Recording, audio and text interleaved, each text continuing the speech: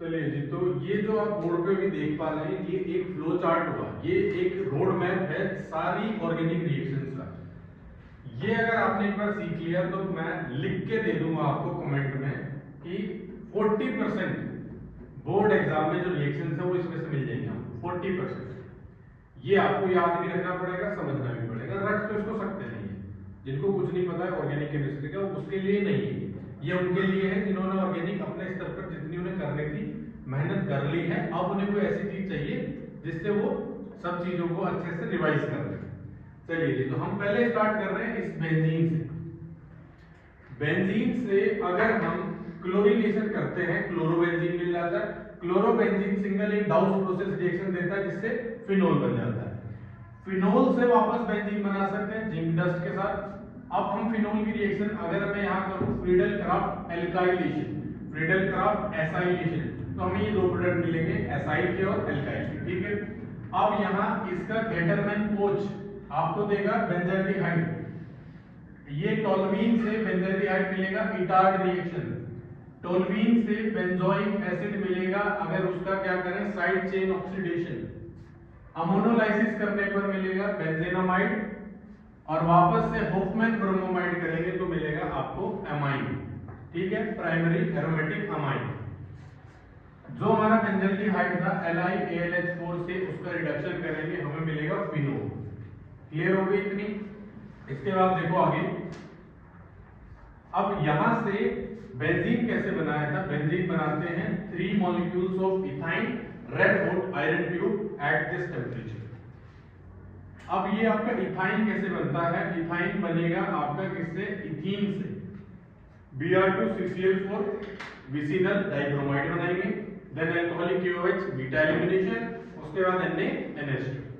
वापस अगर इससे ही बनाना हो तो फिर H2Ni रिडक्शन, हाइड्रोजनेशन जिसको बोलते हैं। इथीन बनेगा इथेन से, कैसे? Cl2H क्लोरीनेशन, उसके बाद बीटा एलिमिनेशन। वापस अगर बनाना हो तो फिर हाइड्रोजनेशन। नेक्स्ट इज कि आप इस एल्केन को कैसे बनाएंगे? तो एल्केन हम बना सकते हैं कार्बोक्सिलिक एसिड से, डीकार्बोक्सिलेशन बोलते हैं, एक कम कार्बन का एल्केन आपको मिल जाएगा। ठीक है, CH3CH2COH कार्बोक्सिलिक एसिड से एल्डिहाइड बनाना हो H2PD, एल्डिहाइड से CH3CH2OH अल्कोहल बनाना हो अगेन द सेम।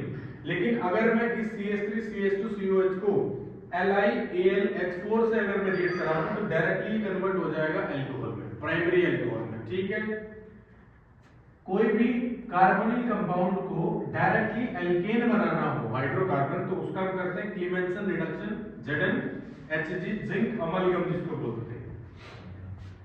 बेंजीन का नाइट्रेशन किया हमें मिला नाइट्रोबेंजीन, नाइट्रोबेंजीन का रिडक्शन किया हमें मिला प्राइमरी एरोमेटिक एमाइन, एनिलीन जिसको बोलते हैं।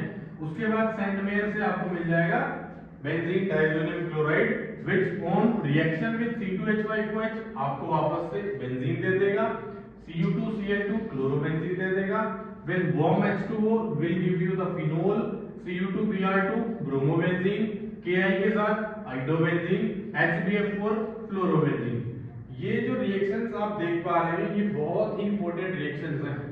वापस से एक और रिएक्शन यहाँ बचती है आपकी, अगर आपके पास है कोई एरोमेटिक कीटोन या सिंपल कीटोन, उसका हम करते हैं NaBH4 सोडियम बोरोहाइड्राइड के साथ reduction, then it will give you the secondary alcohol. क्या देगा? Secondary alcohol. सो ये जो रिएक्शंस हैं, मुझे नहीं पता है कितने रिएक्शंस हैं, लेकिन अगर इतनी रिएक्शन आपने करके चल गए तो 35 नंबर की आपकी क्या होती है ऑर्गेनिक, जिसमें 5 चैप्टर होते हैं। बायोमोलिक्यूल्स जिसमें नहीं है, तो इसमें आपके पास अगर 30 मार्क्स की भी हैं तो इन 30 मार्क्स में से 15 नंबर आपके कहीं है, 15 नंबर इसे करने से आ जाएंगे।